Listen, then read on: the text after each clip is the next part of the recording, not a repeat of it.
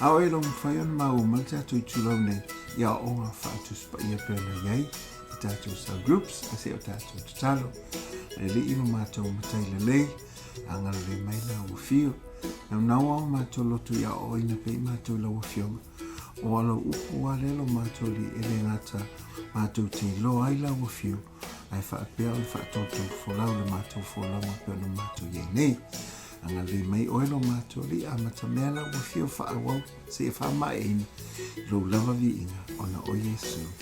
Amene ma amene. Ia, toi whatalo whātu le nei tuaso ina i mwhai peon whaawawina tātou a onga nei lumo tātou i tūlau. Ia, o lo whapeona uina atu i lewa iaso ma whaawawina ai e peon tātou tatano ina i mea lofa le anganga pa ia. Olo o tātou whaawau mai le whaamaro longa pe o vanga mulmuli leo me alofa mana le angang pa ia mua ia o lea fo i o le whainga o wavenga o whaamaro lo mai ia ma le lona tolu iai o le whaatuatua pe taila o na whaawau mai le tūlanga leo le whaamaro longa o nei te lea so na afianga ma se au te lenga e taona o ina ili tātou ngā ruenga po le ka le sia foi. O le whaowina la nei o le wha malolonga mamana e ala i mea lofa le ngaupa ia. Le la la tatu tatano nei tuasa. O le vaenga mulmuli la lea o le wha malolonga ma le Poloaiga Silisili. Tatu tatano le vaiaso le nei i le wha malolonga e awala mai i mea lofa mamana le ngaupa ia. Le sa wha mtatala i natu.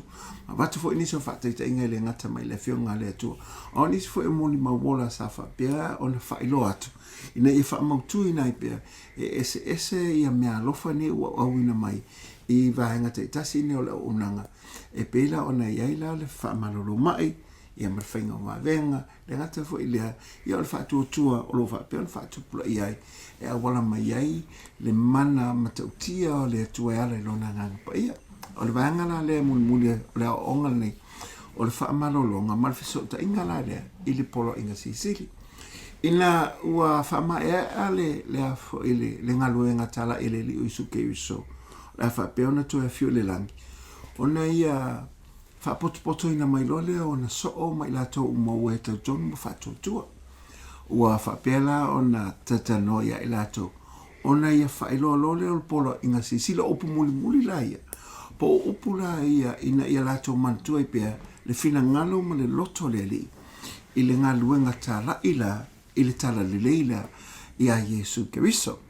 O le Poloaiga la lea sa whapea na whailo atu e leli ia i lato ina ia whapea na lato whatanuina mantua foila e ese le Poloaiga Silisili ese le tūlafono Silisili e ese le Great Commission ese le Great Commandment po lea fo Poloaiga o po tūlafono Silisili o tūlafono wha mai Yesu le whaetu e fo ia e whaatutum tetonu la tūlafono sili atua o tele ne tūlafono mai a mose wo mai a mato wo no se la tūlafono fa melo tala le o Yesu Keriso le tūlafono Silisili nei ia elo fatu le li lo watua o lo loto atoa o lo malosi atoa ma lo manatu atoa mai ia elo fatu fo ile tu lute tua oi ia pe o lava ia tūlafono la na mai ato fai tūlafono le ia wale wa pe ale wa ato mai na tūlafono wale wa elo fatu le tu mo lo tangata ato aina ona le fai unga le ngadu ngata la ele le Yesu Keriso la fa pento e maliu pe fio ia le la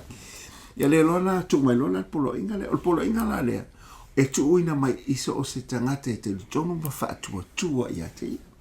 Le la na whaapea tu lea o le Poloaiga Silisili ne e te tau ona tō muli ta iai au wa o le whaatinonga leo lana ngā luenga e ala ia i tātou au wa lela a fio ia ai whaawaurona i tātou. O le Poloaiga la lea ina ia whaapea ona e le whaapela nga o mo e o lo whaapito e le mea lofa leo le whaamaloloma ai so se tangata whaatuatua. E sel mana ia mea lea tua aven e le whaapea na o e patino ia i e o lo whaapea ona ave ia le mea lofa leo le afo le whaamaloloma a o whaapea ona whaasafua nei ia i tātou umalawa o e te tonu whaatuatua ia te. Whalongolongo la ia na upu ia oai mana ia lo whalongolongo mai. Ala whaitau ina upu ia ale li o isuke riso walo ia la mata upu lea e sfuru leo no tusia ma reko. Ala whai upu lea sfuru ma le lima se o tu lu sfuru ona e whalongolongo ilea o upu tau ma vai ia ma upu ia muli a tātou li e isuke riso ma olana Poloaiga fo ilea ia whapeon tātou whai. Ia la whaitau ina mai whalongolongo mai ia o whaso mai whaitina ne fiafi. Ia olana winga la o lau saunoanga po lau fulasanga e pei o lai e whapea e iai gifts of healing po i lato o whaamea lo whaina i le whaamea lo loina o mai. Amen, o mea lofa la lea. O le mea lofa la na, le gift of healing po le whaamea lo loina o mai, o le mea lofa la nau a whapito i tangata. A o iai fo le aveai po le Poloaiga wa o mai ke riso mo i tātou malava o e whaatuatua.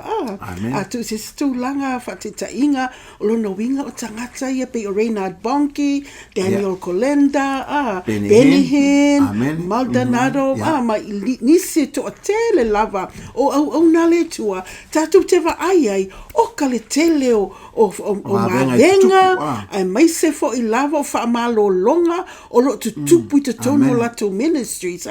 Tai fia se lau tangata wa whapenana o ese mai wheelchairs o mai ese whaamalo longa. Pura waso whaalongo esa longo noa. A le aveai la lea po le Poloaiga la lea wa o mai tangata pe o au, pe o oe, pe o leuli, o whaife au uma, o tangata uma lava o le ekalesia i le nei lalolangi le tino ke riso le lalolangi o e ua whaatuatua o le tatou aveai lewa o mai le li po le Poloaiga Silisili lea tatou o e tala i le tala le lei ia ma whaiva venga ia whainga luenga ia whae o tatou lima ia o le mareko le nā e sfulu ono whai upa sfulu lima i le lua sfulu o feta lai atu foi o ia te i latou o atu ia o tou i le lalolangi uma pa tala i atu ai le tala le lei i tangata umalava. O le whaatuatua, ma papatisoina e whaolaina ia. A o le whaatuatua e whaasalaina ia. E muli atu fo'i nei whaailonga i e whaatuatua. E tutuli e i lātou te moni i loo ingoa. E tautala i lātou i ngangana fou. E whitangofi lātou i ngata. A whai fo'i lātou te hinu i se me oti ai, lātou te lea whaina i lava. E whae e atu fo'i o lātou lima i lunga o e mamai ma whaamalo loina i lātou.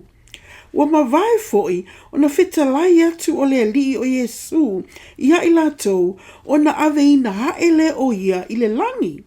O na nofoile o ia i le tū tau matau o le tua. O na lato o atu lea, matala i atu i nuu uma, i mea uma, ua ngā lue whaatasi le li i mai lato, ma ua whaamaonia le upu i whaalinga ua muli ane ai. Ia, ai whaafonga maila, o le tā ua lato o upu muli lea le li o Isu Keriso. E leo tala nola le li o Isu Keriso i mea alofa la ia mamana o le whaamalolo mai. O le tala noa i so se tasia e whaatutua. O le teime e te talitonu ai, whamai e muli atu foi whailonga ia i lato o e whaatutua. Whamai lato te whahe e foi o lato lima i lunga o e mama. O le malolo ai lai. Vai lai e fofuanga le atua le o whapea o na tuina mailo i ai tato. o le tala ina la o le fina ngalo leli o le tala le leile o le tala le o le tala leile wa mai ala Yesu ke wiso wa ye mal fa maro longa tono Poloaiga Silisili le ele na fa ola ina o le nganga o tangata fa sa lo toina ele na tutuli fo e temoni ele fa pe fo i fa sa ina mai la to me ona ye pe ala to inuai ye pe tango fo ingata ma me fa pena ye ona fa ina lo la to soifua o lo o iai ma Poloaiga lea polo iai ma le Vaega Poloaiga Silisili nei e fa e fo i o lima i lunga o e mama ona malo lo ai lai le la ufa me Yesu langa o tala lene e so se mea nga i tala lene e tutupu a mea e whanong longo fo i li tala fasol pito leo o tu tala le sa mo tutuila ma le atu Pasifika e matua e mata utia va venga na whaia le atu a wale anga i atu tala leila e whailo atu i tangata le o le wo o mai le whaola tanga e le ngata na o le whaola ina o tangata mato e wha foi i le tūlanga i peo na yeila a matanga i fina ngā roi le atua a le la wai ma le si mea le wo toi wha popo mai e wo muli mai lola ma whailonga ma va venga e le ngata lea o le mana e wha malo loa ima e le ngā oela wai e le mea lofa ai so se tasi e wha tuatua i ati manto foi fai melta la Yesu mta pusuli mai ne fa mai a fai to te tu mau ya te tu mau upu ya te to so se mea to te ole mai ilo ungo e fai ala mo o te lo tama le langi ai sia langa le wa yele li o Yesu ke wiso e fa mau tu ina lan fo fanga malan Poloaiga le e fa e o tato lima fa pe ona malolo ai lona winga fa pe o te tonu le li o Yesu ke wiso ma le li o le fa malolo wa o yo le tu e fa malolo wa ya te o fo i ele mafai e mawhai ai ona e whae o lima ma whapeona wha malolo inai e le ngata ono nisi e lo whapeona mo mie so so ni wha malolo a lo a inga fo o lau whanau so e tasi e lo mo mie so so ni o lo whapeona ma whatia ina e mawhai na wha malolo whanongo fo ilai ai langa o le tala lea le na mana o ile di isu kiwisa ia tala ina ia ho umai le e tulu inga le lalai ai le ia fio mai o ia ai wo whaita tonga ruanga ina ia whapeona whatanu ulon finangaro e matua i wha marolo atu turi te moni ia ma whapea o wha marolo ma i pia tatu taru iai e whanongonongo iai na i le matai o le i le lusu marwha e upu e se fulu marwha o upu ia le upu le li o isu ke wisa ia e tala ina te fo ile nei tala le lei o le malo i le atu lau uma e whai mamoli mau ino uma o na o mai ai lea o le ngata anga o tasi nei o mori mau tutu le mata uti o le tatu o tua. O ia le na te wha malolo ma whaia wawenga. O le telo si te tonunga, e le eini wawenga le eini wha malolonga iai. Al te tonunga nei whakawisiano o nolo soi fua le tatu o tua. E matua e mata uti ia. Le me whalanga e whalongongo isi te tonunga. O le tasi nei whamai, e a vea fo ele nei ma mori mau. E moli mau ia te. E moli mau ta sori o Yesu Keriso. E moli mau ia te ia malona mal forforanga. E le o tala pelo le eri ian forforanga pelo whapea. E tu ina mai a e tatou. E o whalai le amatanga. Sa whapea fo ila na iei le amatanga o le ngaruanga i le afo i le ekalesia. Le rua i ekalesia. Ina ua whapea o na ilo e tangata le ua iei le ia le mawhai lea ma whapea o na whatau no matino maitala. Ia sa whai loa le li o Yesu Keriso. La wolo e foi la ia Filippo me na wolo tu foi Filippo la tu man tu foi la ngal tu Filippo va pensa la inatu tala le sa fa pena li liu tanga te tele ma la tu lo le ai e monia o foi le nuka le va e fa tu spa ia fa tu ma le fenga nga tuai ana tele lo o Yesu ke viso le le officiel tuai lo e te mana ole papa ti sola o ma wo etento e fa me lo si e nuka ia la tu na tala fia mana tala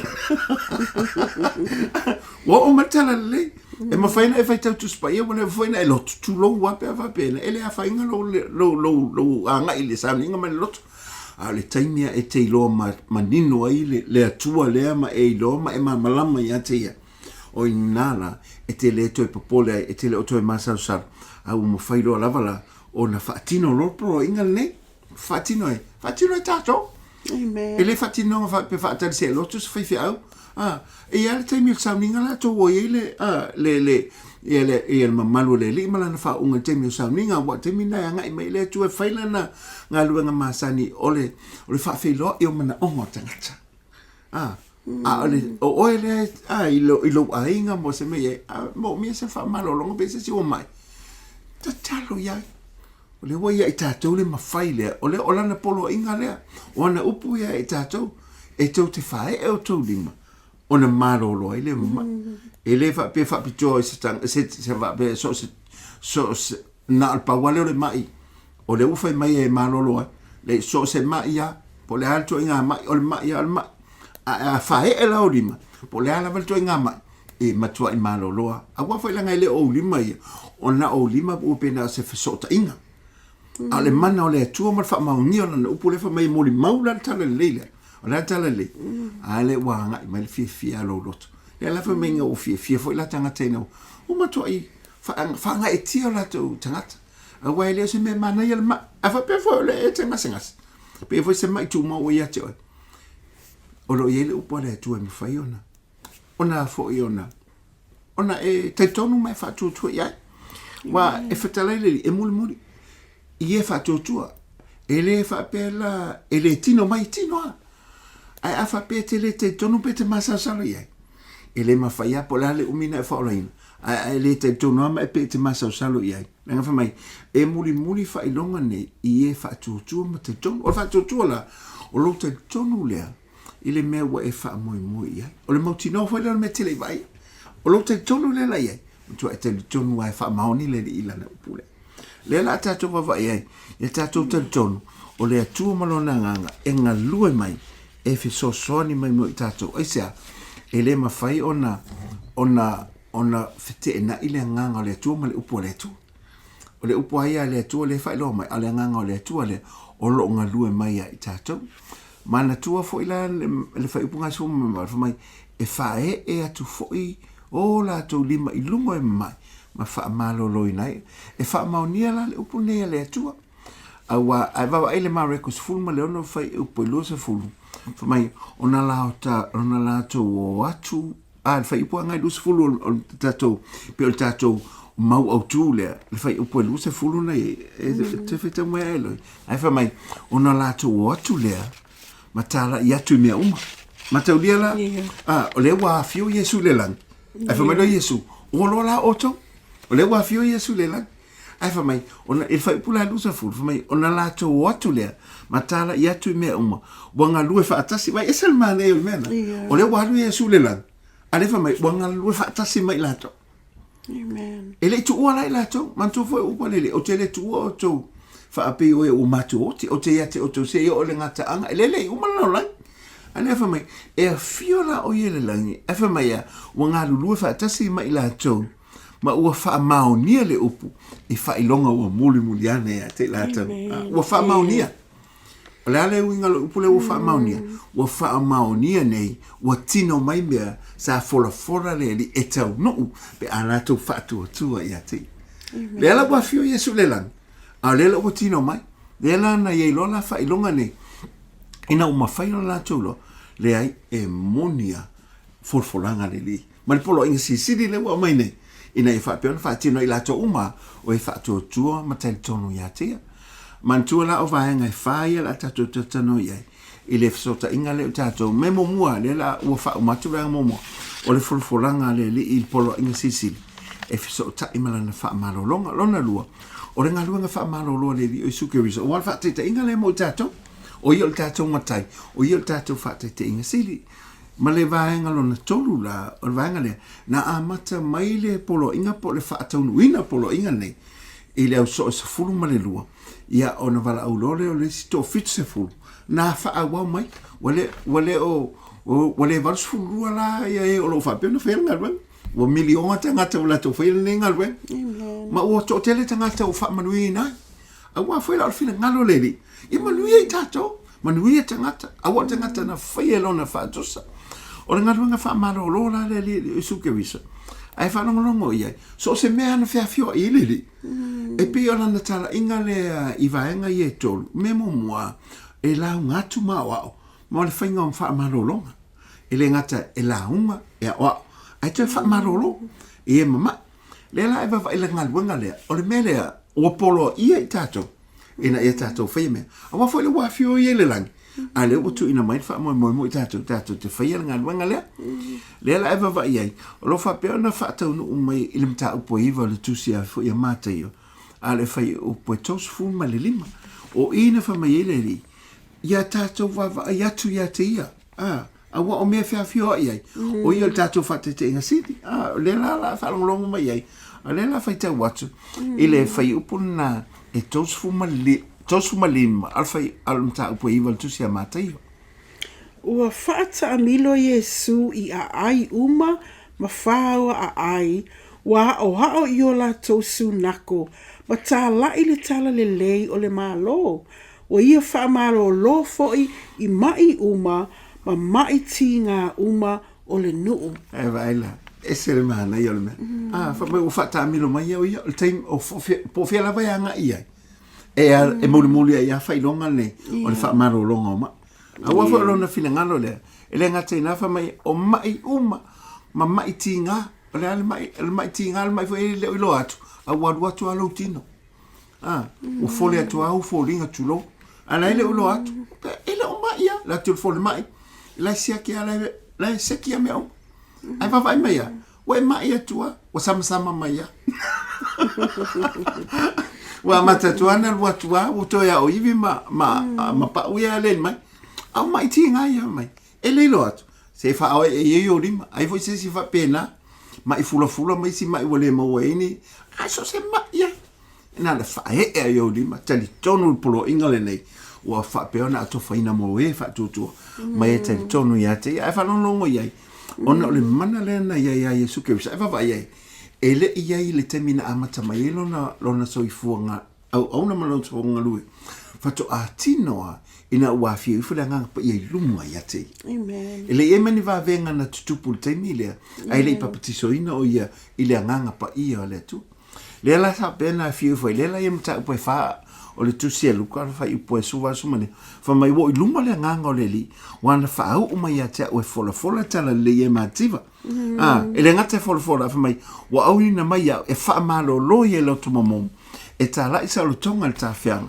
ma ia pupula mata o ta waso tu sa loto ie o fa sa wain e va vaila ole pe ole matu pala le na au ina mai le tu I lunga le li o Yesu Kristo pola mata fa yo mon tu sa wave ina ua fa pela ona fiu fulanga pa ona fa tau nu ina lo le ele li o Yesu Kristo langa le o ia te ia ole nganga pa ia le fa mai lai e tatu fa te tai lai le o Yesu Kristo fa mai wa o ia foi na feta lai mai e moni o te fa yatu ya te to ole fa tu mai ya te e fa lava ia o ngā luenga fa mai o te fa e fa fo ia me sili ia mea a wa o te alu watu I lo tama e fa mai ia e te fa tu mai ya te ona to fa ia le o ngā luenga le nai I le Ioane suma le fa I pusumalu awa ele afio tu mau o ile la langil nei o le wa umala na ngā luenga tala ina ua fa pen fa sa tauro ia mto tu mai na ye wote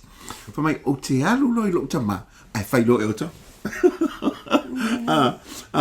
tato tele tu mau pea tato tele no foi pea awa foi langa o ia o le ua waliuti tangata mai le tu ilone tu tangata lea e te taula o na maliu o ia o na to ia fio le ia langi te pelanta ai fa mai lo walula ele fa pia umai e fa awa o to ai pa wala me yo to te tonu ma fa to mai ina im fa on fa o wina Poloaiga ne o fa te to ina im fa pe ona manuia tangata ma fa malolo ina ma sa loto I lato e pe ona fa wina fo ia le nga pa ia I ortan amen Ta ua ia ole whatalinga le Yesu fa mai sa a fio o ia I a ai ma whao a ai ma whapena o na o ha o Isu nako ma tala ia tu le upu o le ta ua ia o le iloa o le upu o le tua that the word and the healing power of God is for us that it's His will to heal and God sent His word and healed us of all our diseases o whapena na uina mai le tua le upu, ia I tātou, whapena ona whamalo loa I tātou, pe a tātou tutule na upu. So, ese le tā ua o le o hina, ma le loa I tangata, o le upu a le tua, ina ia whapena ona tupu le latou whatua, ia grow, ia tupu le latou level of faith ma le latou whatua, ia I loa ai, o le mele le fitalai mai e Yesu, o le mele le fitalai mai le tua, o le fina ngalo le o le tua, ona amata I lola ia, ona tupu le whatua e mawhai, ona tupu ia te au, e mawhai, ona vaai al whamalo longa, o hau mai le mai lea, leanga o leile upo le tua, o le tua fo I le tangata I tala pelo ai, po se ata li o le tangata salamo ai, a whai o fetalai o ia, o le mea moni lava lea, o ia fetalai, ma ia fola ina mai. Amen. Eva ai. O le taua I o lo I loa le ri, ia na upu. Ai lofo se tangata ia na upu. O le tangata te whatutuina. Po le alawa le mea na te folfola ia te oi. E te le masau e whai al tangata le. Langa lewa e te tonu la na upu. Mo e whatutuina le tangata nei. E ma whai ona ia whai ale mea ua ia folfola mai. O tātou lau nisi sai mea tātou talo. Ia pe mo I e pe O le ua e mawhafo oe ia te oi. E le oe ona polo inga. E leo sa polo inga. O le polo inga Yesu ia te oe whai. Paola me ia te tonu le ana polo inga le li o Yesu Keriso. O na tino mai lo le sa wa ia whaatino ana ia forfolanga mala na upu le whaatanu. Paola me ia tātou fisota ia tumata tonu whaatutua ia te. I le ngaluanga le whaatita inga le tātou li o Yesu Keriso. Mana tō mai I lona I tua. E le I whaongaina le te milena o mai le laulangi. Na sau o ia pe o le tangata. Amen. Mantua fo ila o ia he's omnipresent. E iei mea uma.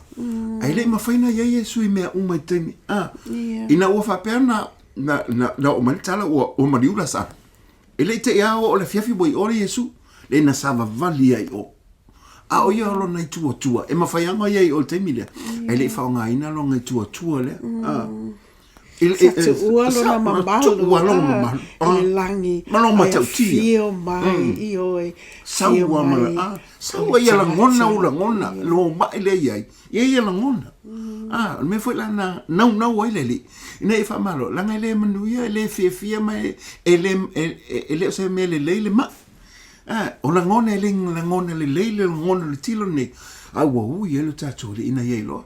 Mantua foi, e le ngate na, is omniscient. E yelo na mawhaina te mate sila fia ai. Ai ina wasau le tumu o tangata. Sa whai mai. O le tangata le na pai mai atea. A sa tauna au saua langa tu tangata lea.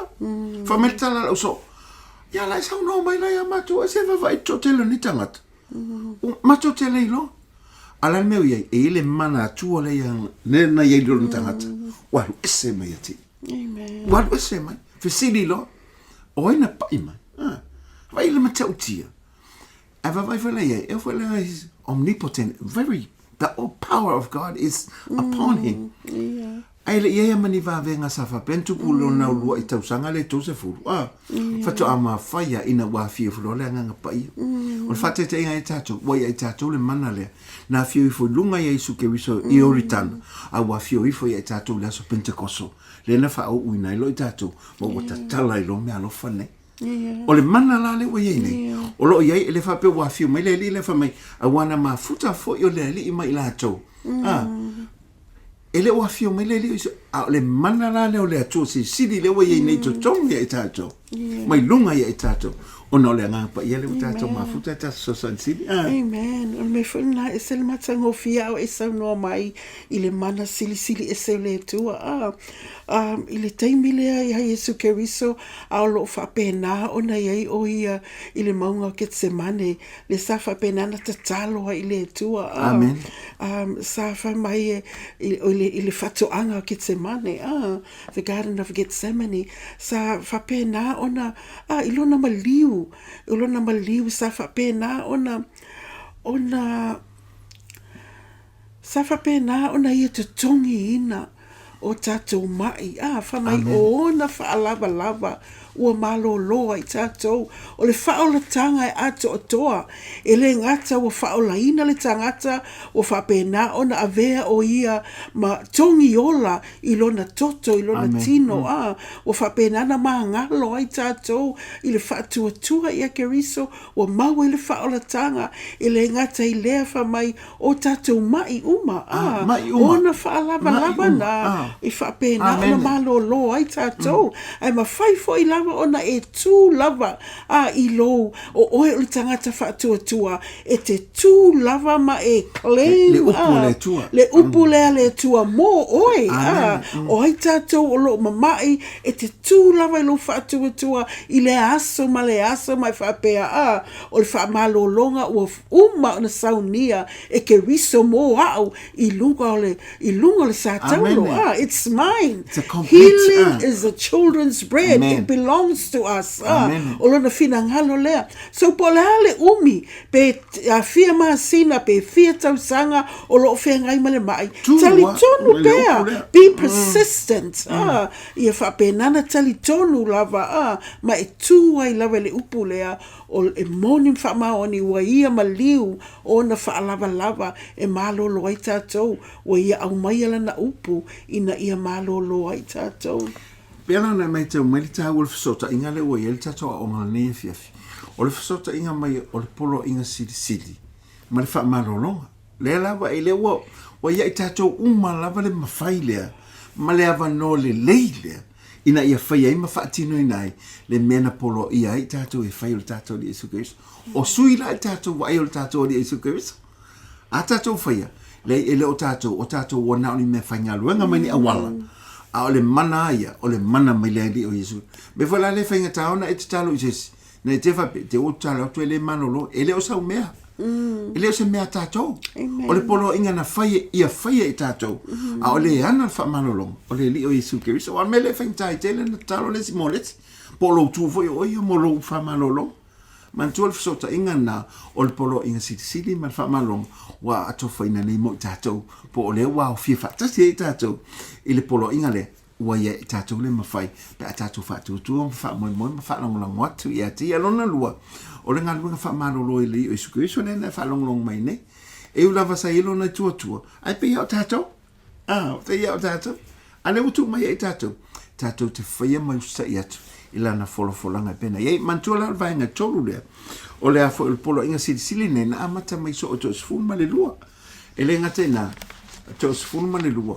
Sa fa peona iei el tato oli o Isu ke wisa ilana tala inga. Mfa pea tulo iona so suma le lua. Ile Mateo se fulung le fa ipu mumua fitu malvalu. Nga utango a fo ile le e fa natinati at. Famai yoto watu itala le fa malolo ye mamai. Fa tutu ye woti fa mamai le pena ma tutuli te moni o mea umaia o ia i tātou le mawhai male matautia o le atua tātou te whaatino ile folanga le utu ina mai e tātou e le ngate na ina umane le sfuma le lua ai wala au le mta upo e sfulo tusi aluka fa pea tu to fitu fu e umai e oto tio tala mantola Maria vanga le nau tala o mai non fia fa mai Yesu oka e matautia tangata u whamaloloina tangata u mwhaio na o tuli te moni o saoloto tangata o matua i fia ai whalongolongo whai lalo upo Yesu whai vai a uto te fia whapena pau almea e tau fia sila o tusi tau ngole langi o tusi tau ngole langi o le whamalolongo maia o le mele te tau whamaini si o whaia o tuswaia o le nomo lea i tangata whaorainga e leo se mea fwele le it should be normal e te tau na vea o se mea masani e tātou e lewa pe a whamalolona na tātou te i le wa ola mai se tangata sa whapenta wati i pe whamaloloinga le e leo se mea tātou te ofwai o le mea le ua te tau o na o ye tangata whaolaina ma tangata whaatutua wala tau whaataunuina le whina ngalo leli e ala whamalolonga le e ala fsota inga tu Poloaiga Silisili wa ia i tātou nei. Amen, ia e whalongolongo mai, ia a whaso solo i tua.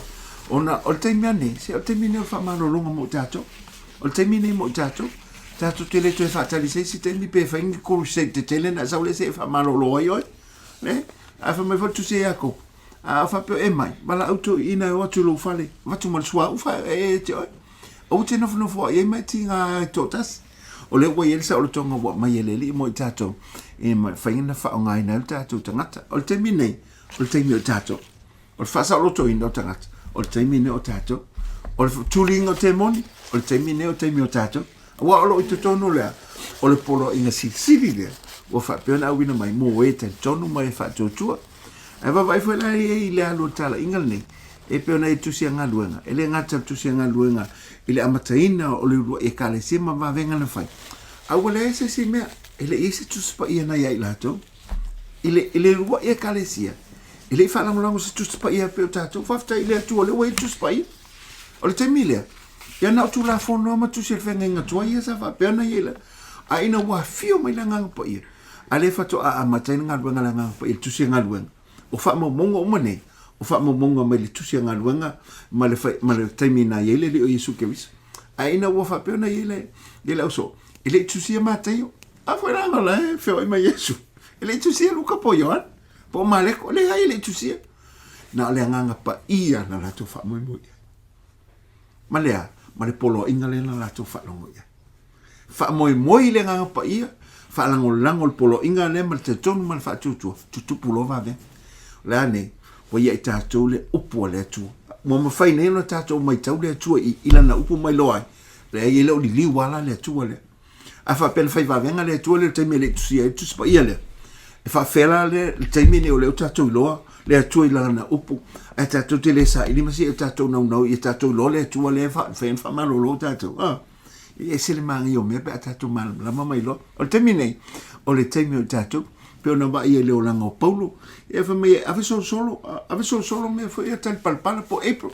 na fai o lima malo loa ona le o le Poloaiga Silisili le o fa pe na o mai e te tonu mai fa tutu ona pone o lo boto fa tu langa le tua ia le 5 minutes po o matanga luenga lima tonu le kalesia le ia le apostolo le ia perfetta le fa evangelia o fa au ai le ngata le o fa atoto ina fo inele nga luenga mo au nga lue po le ministry ina fa fa to no wa nga nei o le te mila nei se o te fa tu langa le tu tato tu la mai tato fa au nga luenga o po la ile ai tato te fa alba nga mo li la fa I wai ile nei tu as e fa pe fe la na fa o le ale fa ina fa ia o le alto inga a wala fa tino ia ala fa be o le fa so at o no tato tem ia o le umar fie fa so atu ona le pe o tu langa ile le o tato li o isuke so me o fo ina mo tato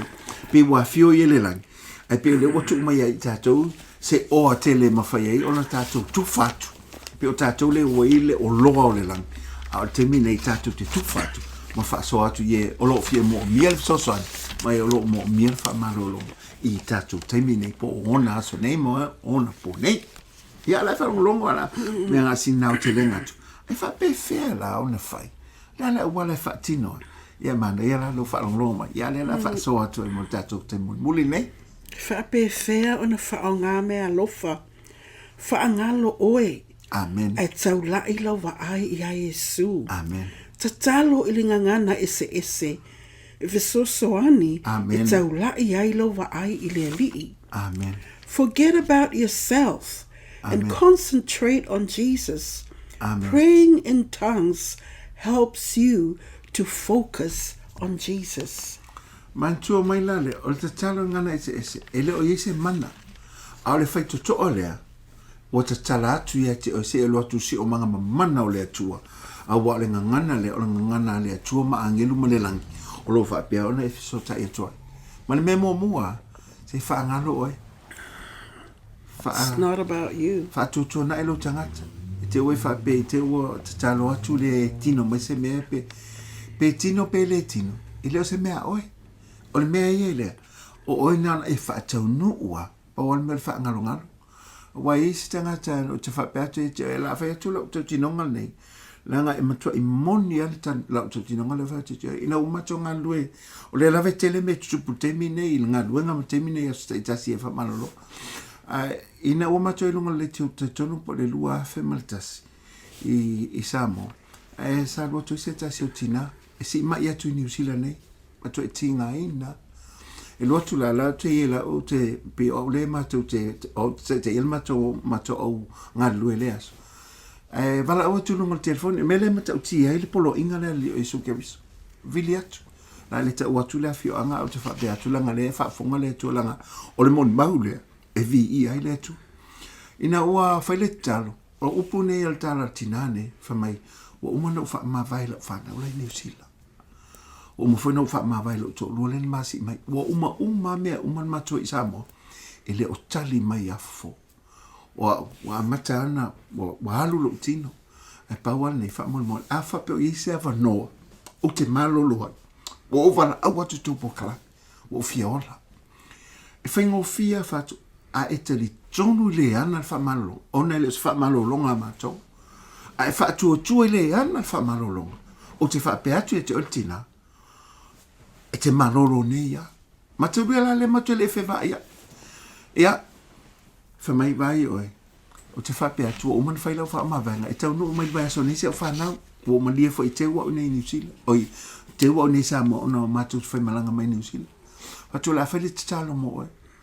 Umana whai le te talo, whai le te talo wha o tanga, whai le te talo wha sa o loto, whai taka talo wha mangalo i ele o ita. So se ala se mea wha leo ngale ngangol mai. La le ngangol ti apolo lo ngalue mai le mai nei mato fa le ngai na uma mato tu fa tasia peto lima mato na ito no pot fa sala o le aso so ai anga ya tu ta se ta mai tono lo ofisa ta to volele e volele e nai mata fele la tu ta ma su e o le na matanga po kalame no fo mai o luma fa mai o ele sa e fa po kalame o popole la po se tala mai o maliu le tinale e pita yanela e famelanta la no sa fa fita yatu wola si tolo ai o ta blanga le so tolo e fie fa ilo toi le nganga fa fita ya o ina no fa peatu e le o macho o le fa malolonga ia le fa malolonga le tu pa wal me fa macho o le fa tino Poloaiga Silisili le al tangata te tonu ma fa tu ia te ia e a wala mai le fa malolonga le tu mele a wone o tatu no fo awa le tu fa mauni la lan fulfula o melona lua fa fitai ile li mo me alofa o lo o ia tu wina ia te oe ma o le anga lueina mo lona vi inga. Amen. Number 2, thank the Lord for the gifts he has placed within you and which are going to operate for his glory. Ya masalona te tonu mai fa fitai le tu ona me alofa ele ni me fo i mai fo lele ona o se ngalu ngai fai ona me alofa fo i mo tato. Numero 2, whaalongo te toa, whaalongo le lei i lana upu, e whaatupu inai lo whaatu atua. Amen. Ma whau i ana upu mana fulfulanga, o lo whapena ona whetalai ai. Ia nofo le upu le atua i te tonu i te oe, i a te le lava. Hear the word which produces faith. Amen. Meditate on the word and know what the word says about healing. Amen. Lo ia lava le musmusunga lilo le nga pa i te tonu ia te oe. Manto fo le tato so soni le. E fai lo atu i te oe me lilo me ia le me alofa ne. I le tūlanga lo whapena i le whamalolonga man mea lo mo mia ne le tangata. Awe wawaila nei me man na yo e whamalolonga mai ai. O mea i e whaatitau i tātou le au whaingalua. Rai toi whalonga foi, o le mea mō mua, whaangaloa o i a te oe. Me lona lua, i e whapeana e whaatutua mai whaangolango. Le ngalua mai o le mana o le nganga o le atua i a te oe. Al vaenga muli na whaasoa mai e nei. O le a fo i o le. Pena, ona whaatauina le upu. Whaatauina lo le upu. Whaalongo le upu. Whaalongo le upu, amen. Amen. O le numero 4, la aloa i le whaatuatua. So se mea lofa lava e ngalue ina le whaatuatua. So se mea lofa lava e ngalue ina be operated i le whaatuatua. O le whaatuatua e te iloa ai o wha mea lofa ina oe e lo nā nganga o lo o fiu te tonu ia te oe. O le whaatuatua e te ngalue atu ai ma tuu ina atu pe release le mea lofa mo le whaamanuiaina o isi. Yeah, number 4, move in faith. Each and every gift is operated by faith. By faith you know that the gift is within you. Amen. By faith you act, releasing the gift to minister to others. Ia vai, leo toi fo ia I le upoleli e suke wiso, e muli atu nei whailonga, ia I lato o e te tonu ma whaatutu. O nei vaenga umolo le Poloaiga, e whai al whaatutu ma te tonu le li e suke wiso. Amen. Has to be faith. Amen. Mana lima. Au inga lua I mea alofa le nganga pa ia whaia I le alofa. Wala a watu I le lii o Yesu, mo lona alofa muti vale I taimi uma. Anga lue tātou I mea alofa, ai le eis. Anga lue tātou I mea alofa, ai le aise alofa, wa lea o ngā lea. Minister the gifts in love. Amen. Ask Jesus for his compassion each time. If we have the gifts but no love, we are nothing. Anto fo ole atu ole alofa la vai. O nei mea umawa fina ngalo ma Poloaiga I tatou. Ona ole alofa ole atu tangata. E lofa le tangata lo tingaina, e lofa le tangata lo mafatia, e lofa le tangata lo mai. A olona fina ngalo lea, ia manui e tatou ba ia malolo I tatou. E ala I le wha malolonga wo ia saunia. O melea, ia, tatou ngaluenga ma le kalesia, mai latou foi olo maua, mai le nei tulau. Sanga wha manui e tele le atua ia te o tau. O le vai aso fou, ia, o le awha peo na eva waa iai. Inisi fasilita ua I mafu angai alai, ona le wha maloloina I tatou. Ma pe ua tua ia le atua, pe ua le tali mai, ia pe tali mai. Ia al vai aso la lea, la tatou tali e fasili. Ai e wha manui e tele le atua ia te o tau. A wha ia le tatalo le atua, o lau wha malolonga I lunga ia I latou. Uma lava lo wha peo na maua maile nei wha moe moe. Wha mole lo mātou o tua mātou te walau ia te o ialanga ia wha tūtua ina ia muri wha ilonga ni ia I mātou mai lātou o lo wha pia o nā whaina I mai o le tino le mawhau ma le ngang aua o I lava o le atua wha marolo ia manuia I lātou umo mwhaina maua le nei whasalalonga o na o le mātou li le leia suke riso le wha marolo ia I mātou wa o lava ne vetalai o lava o le atua I te wha marolo le atua e ana wha marolonga fa malolo ia I lātou malanga ina o lātou fa tu tele I lau fio a wa oilo I le tali mafteanga o mātou talo lea fo I le vi inga ia te oi ona o Yesu amene ma amene ia fa manu I tele le tu ia te oi to enga o nei I tuaso ona suafa Yesu amene ma amene